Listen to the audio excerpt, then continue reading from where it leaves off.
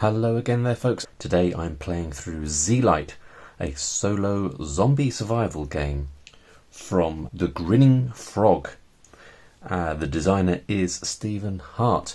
This is the second video in this series. In the first video I do a very quick overview and we run through character creation.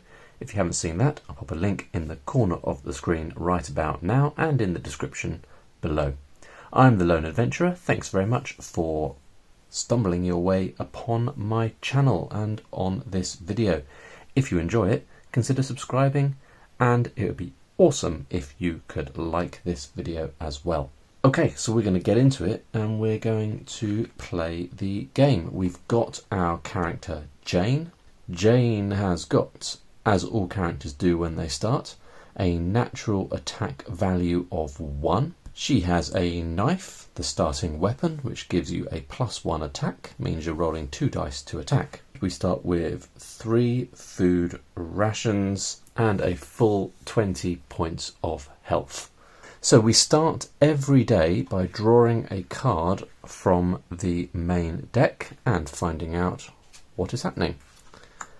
That's good, that's a good start. Clubs are equipment, things that you can keep, and the 2 of clubs is some food, so that's good. I mean, I would rather have had a weapon, but you know, food's all right. 2 tins of dog food. It's your choice, but you are hungry. You find food for 2 days. Add these food supplies to your food supplies.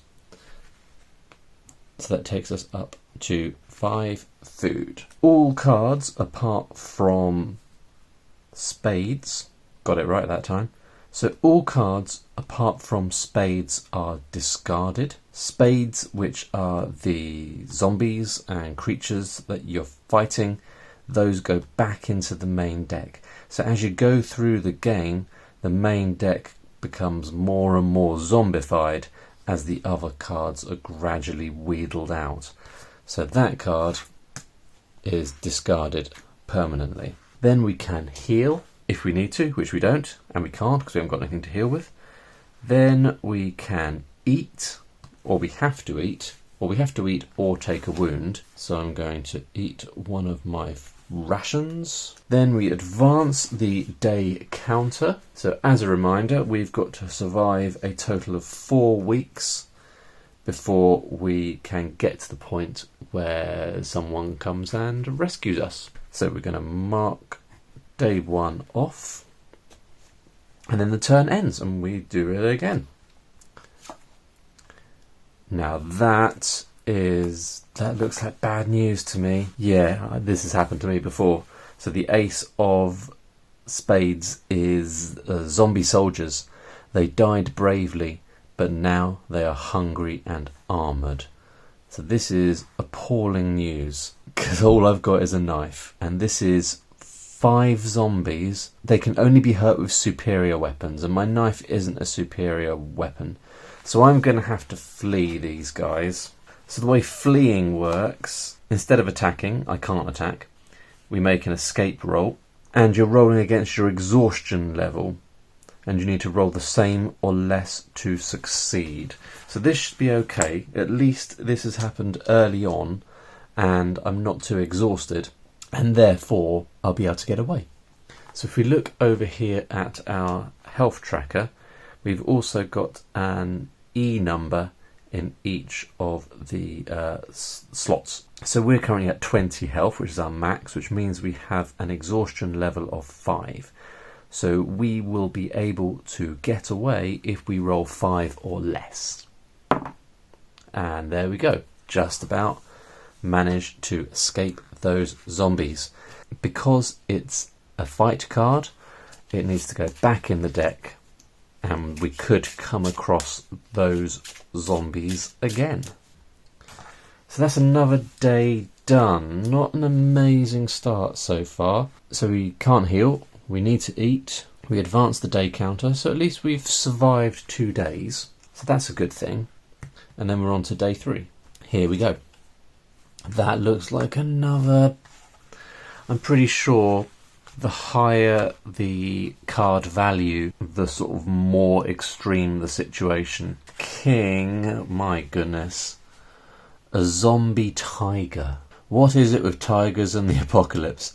Now you have the fight of your life. So there's quite a few indicators in this game that the designer is a fan of The Walking Dead. Not least the fact that he name drops all the characters in the author note or designer note at the start of the book. But I forget the name of the character, but I remember the crazy character probably around like season 5 of The Walking Dead who had a pet tiger. Right, so this is our first enemy that we could actually theoretically attack. These are the stats that an enemy comes with. We've got the 2 hit, and that is... this is not amazing at all. 2 hit is the number they have to roll to hit us. So they hit us on a 4 or more, using 4 attack dice. And they got a defense of 5, so I hit them on a 5 or more. And they got 6 wounds. It's ridiculous. Basically, if I try and attack this zombie tiger with a knife, I think I would probably die. So we're going to run away. We're going to run away from the zombie tiger. That's what's going to happen. So same thing again, rolling against our exhaustion level. So 5 or less and we escape. 1. So it's all good. We escape the zombie tiger. Zombie tiger is still skulking around looking for us. But for now, we've escaped. Not going brilliantly. I know I said that already. So we're going to consume another food ration. But we survived day 3. So we're already almost halfway through our first week of the apocalypse. And we're running out of food. We had to run away from some stuff, but at least we're not dead yet. New day, new opportunity. 8 of diamonds. So diamonds are exploration cards. So we have come across a noteworthy place that we can explore. And this place is a car garage. So when you find somewhere to explore, you have 3 options. You can either pass by, so discard it and don't risk it. You can enter briefly. Entering briefly into the car garage means that we draw 2 cards. So we'll draw 2 additional cards and we'll have to action those in order to represent the stuff that we find in the car garage. Or we could explore more deeply, which means drawing 3 cards. And we've got a little mechanic here that's specific to the car garage. And it says you gain 1d3 ammunition of your choice for each keep card that you draw. So each club card that you draw. Now I had this before where I had the opportunity to gain some ammunition, but I didn't yet have a weapon. And last time I did this, I just sort of made it null and void. I decided you couldn't stock up ammo for weapons that you don't have. I might have a quick look in the frequently asked questions actually, because I haven't looked at these yet. No, there's nothing there. So I think I'll continue that rule. And obviously, when you're exploring, if you enter briefly or you explore, there's a risk, as you would imagine, when you turn those cards over, that they are zombie cards or enemy cards. And so that's the risk of exploring more deeply. You draw 3 cards, so it's more likely that you will find some loot, I guess, but it's also more likely that you will find a zombie, or more zombies, multiple zombies. So I think I will enter briefly, which means drawing 2 cards. Alright, so we have got 1 card and 2 cards. They look okay. In other words, they're not zombies. So we're going to action this card first. We're going to resolve this card first. Hearts are encounters, bumping into other survivors. Dying man. Game over for this chap. He begs for some meds to make the end easier. He's going to die in pain and anguish unless you use 1 med kit to ease his suffering. I don't have a med kit, so I guess I'm just going to have to stay with him and comfort him as he slowly dies. No one said the zombie apocalypse was going to be fun all the time. Right, just having a look at the location page, just to remind myself that encounter cards are discarded from the game when you encounter them. Even if it is in a location, you still discard them from the game. You only encounter each person once, or each character once. And so then we're going to move on to the Jack of Clubs. See, the thing is, a diamond looks like a diamond. A heart looks like a heart. I guess a spade kind of looks like a spade that you would dig with. I'm sure there's a reason why it's called a spade that I don't understand. And the club, just, I don't know what that is. Looks like a sort of a clover to me. Call them clovers. Maybe I should just start calling them clovers.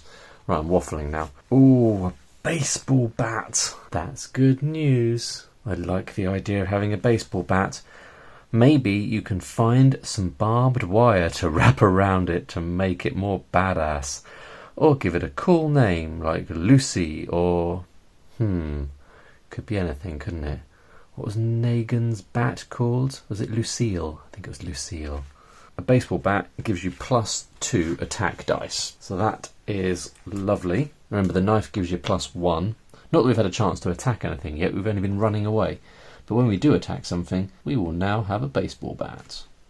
So we can also discard that from the game, I think. Let me just double check, but I'm pretty sure you can only get something once. Yep.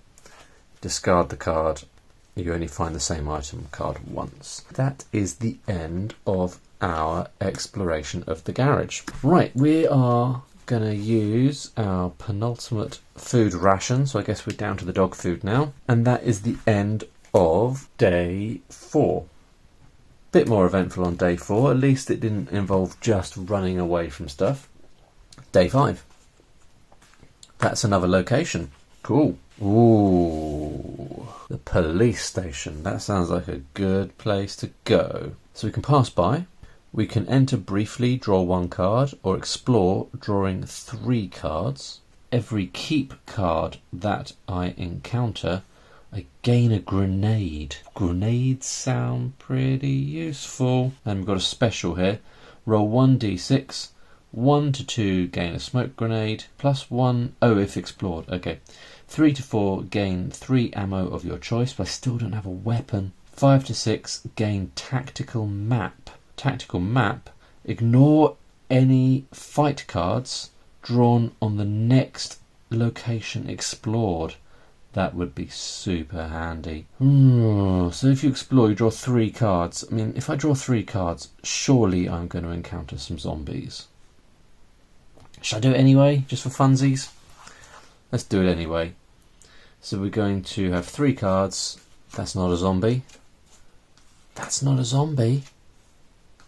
That is a zombie. I'm pretty sure we do these left to right.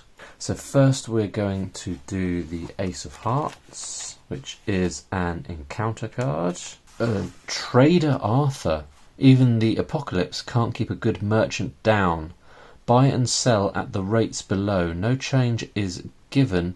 Currency is a non-specific universal credit unit. Food cost 2 and 1 to sell. Oh, okay, so I would have to sell. I could sell 1 medkit to buy 1 food, because the sell cost of a medkit is 2 and the purchase cost of food is 2. I've got diddly squat because I haven't got any food.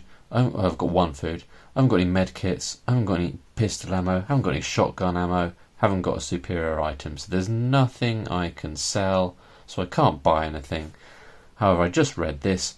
Afterwards, reshuffle into the deck the first time you draw this card. So I have to remember that we have drawn this card before. But that's good, because I was a little bit sad that the trader was going to get discarded when I've not got an opportunity to do any trading with him. But that's not happening, so that's good. Then the 3 of Hearts. Pair of bandits. These people are coping with the end of the world by preying on others. So we've got 2 bandits. They want 1d6, half your food, half your medkits. If you fight and surrender, they take all but 1 of each. If you win, gain 1 of each.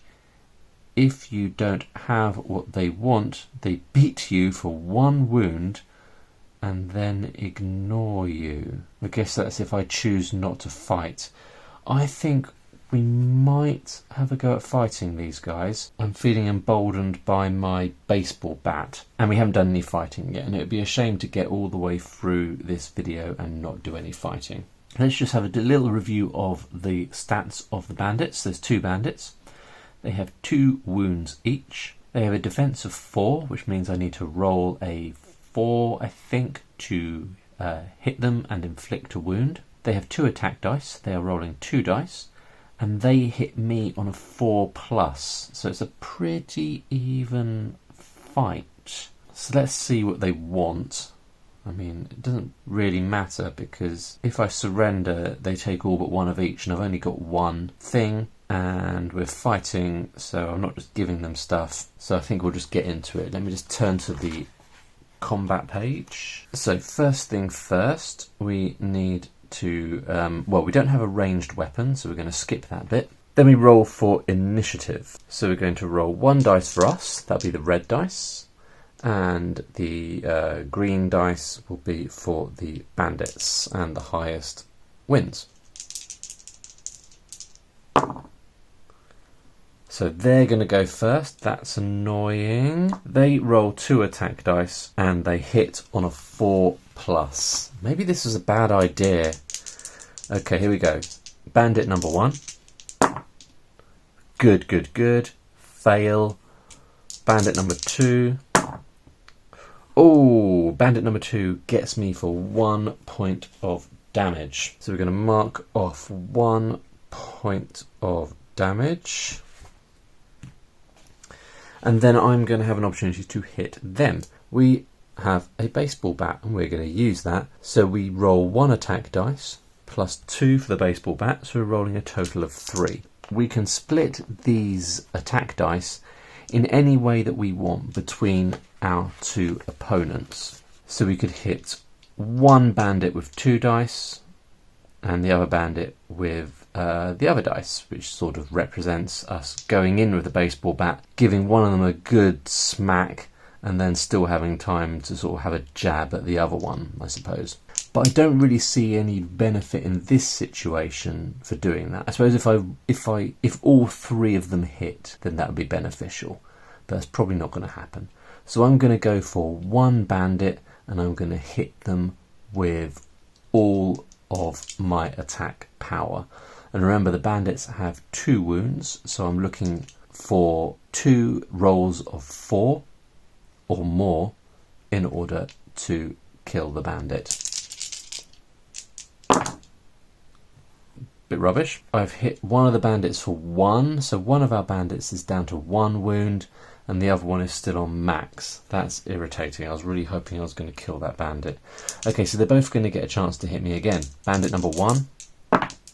Oh, 2, really? Okay, that hit me for 2. And the other bandit? Oh, the other bandit's hitting me for 1. That's super annoying. So I've already taken 4 points of damage. Told you, the apocalypse, pretty brutal. Let's hit... I mean, am I going to split it? Do you know what? I think I might split it. Just on the off chance that I kill both the bandits. You never know. So I'm going to hit the bandit that I've already... No, do you know what? I'm not going to do that. I'm going to hit the bandit that I've already hurt with all 3 dice. That's what's going to happen. And lucky I did, because only 1 of the dice hit. So that means bandit number 1 is finito. He is out of the picture. Second bandit is still around though, and he's going to try and hit me. For goodness sake, hitting me for 2. That's well annoying. And then I'm going to hit that bandit. Come on now. So that bandit is down to 1. He's going to hit me again, apparently. And there we go. He misses. So we're going to hit him one final time with our baseball bat. Why am I rolling so rubbish for me? Okay, but at least we've hit him one time, which means the bandits are defeated. Wowzers. If you win, you gain 1 food and 1 medkit. And I'm pretty sure I'm going to need my medkit now to heal all the damage I took from these guys. At least I'm going up to 2 rations, which means we are surviving another day. Oh no, I forgot, we've got a flipping zombie to deal with, haven't we? Each person is only encountered once, so they are out of the picture. Oh man, so what is a 10 of spades? 10 of spades. Zombies. 10 zombies. 10 zombies. So 10 feels like a horde. Time to fight hard or maybe run fast. So they hit on a 5+. I mean, it's going to take me an age to kill 10 zombies, isn't it? Am I going to run away? I run away at the moment because I've been hit now several times. That means my exhaustion level is now at a 4. So if I try and run away, I will only succeed on a 4 or less. But first oh my days, we need to roll for initiative. So if the zombies go first, they're going to attack me before I run away, which is insane. Okay, so here we go. Let's see who has the initiative. Obviously the zombies. Obviously the zombies have the initiative. This game is a little bit insane. We're going to do the zombies one at a time. They hit on a 5+. Okay, so here we go. I'm going to make notes in this little combat bit here. So let's just have... I'll just tally the number of zombies and we'll mark down our health as we go. So here we go. Zombie number 1 misses. Zombie number 2 misses. 3 hits. Curses. 4 misses. That's 3 and 4. 5 misses. Oh, 6 hits. 7 misses.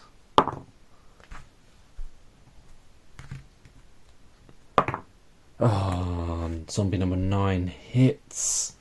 Almost down to half health. Oh, for goodness sake. Oh dear.